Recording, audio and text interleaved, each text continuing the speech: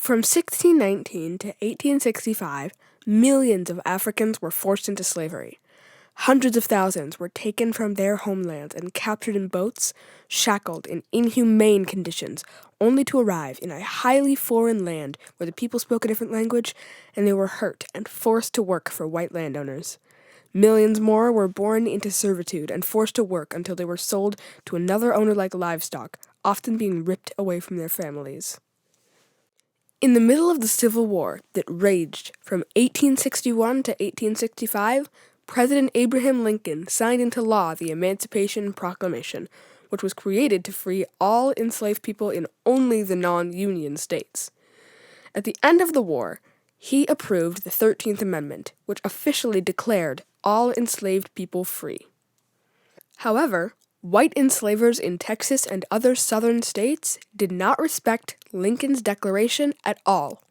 Texas was a very remote state at the time of the Civil War, so word of the Emancipation Proclamation circulated slowly. When enslavers did learn of it, most did not listen, keeping their enslaved people and ignoring the laws altogether. Ulysses S. Grant, the head of the Union Army, sent General Gordon Granger, the head of the Texas Department of the Union, to the island of Galveston, Texas, to free the last enslaved people there. When General Granger arrived in Galveston with his 2,000 soldiers on June 19, 1865, he composed General Order No. 3, commonly known as the Juneteenth Order, a document that officially pronounced the enslaved people free. The people are informed that, in accordance with a proclamation from the Executive of the United States, all slaves are free. This involves an absolute equality of personal rights and rights of property between former masters and slaves, and a connection heretofore existing between them become that between employer and hired labor. The freed are advised to remain at their present homes and work for wages. They are informed that they will not be allowed to collect at military posts, and that they will not be supported in idleness either there or elsewhere. Many in Texas were upset with General Granger's news because of how dependent the economy was on slavery. Since enslavers wanted to keep their workforce, they only wrote the news of emancipation in newspapers and letters, because most enslaved people couldn't read. Despite the uproar of unhappiness from enslavers, Union soldiers enforced the order and freed around 250,000 enslaved people in Texas. Billy McCree was one of those people. That crew of Yankees will go through. Next time you see, there come a whole troop of Yankees, all riding horses, big guns hanging on them, and all like that, you know. We all just stand looking at them, all going home. And I asked him, Mama, where they going? She said, they're all going home now. And old Colonel Crazy out on the master, he was looking at it. He said, well, hi, all of you is all free now. Yankees all going home. In 1866, the first Juneteenth celebration was held by freed black people in Texas, with sports, cookouts, dances, and prayers. Spirituals were sung as well, with songs such as Many Thousands Gone and Go Down Moses. Some festivities included early fireworks, which featured putting gunpowder in trees and lighting them on fire. Clothing was an essential part of early Juneteenth celebrations. Formerly enslaved people wanted to make a difference between their enslaved lives and their free lives. Wearing bright and colorful clothing was a way to do this, since as an enslaved person, they would not have been able to. Since celebrators of Juneteenth weren't often allowed to hold their festivities on public grounds, most parties had to be held in rural, unpopulated places or church properties. This led some black communities in Texas to buy grounds specifically meant for celebrating Juneteenth and other occasions. The first of these was Houston's Emancipation Park, a lot of 10 acres that was bought in 1872 by the Colored People's Festival and Emancipation Park Association, led by formerly enslaved minister Jack Yates. Juneteenth's popularity began to dip around the 1920s, not just to the white citizens in the North, who began to care less about the date, but to black people in the South and all over the country. The economic problems prompted by the Great Depression happening at the time pressured black Americans to leave their farming lives in the South and go to the North, where jobs at factories awaited them. This began an era called the Great Migration. Because of this, Black people brought celebrations to northern states. While that did spread Juneteenth, there were less concentrated communities of Black people in the North that celebrated it, so it wasn't much of a tradition. With fewer people to celebrate Juneteenth, it somewhat died out.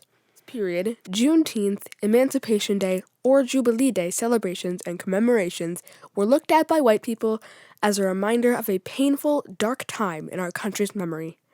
This was another reason why not many celebrated this holiday around World War I and the 1940s.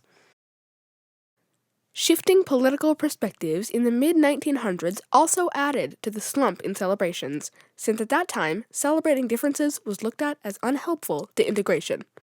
There was a surge in the popularity of Juneteenth during the 50s and 60s since Black citizens started to see the similarities between the civil rights movement and fighting to be freed from slavery at last.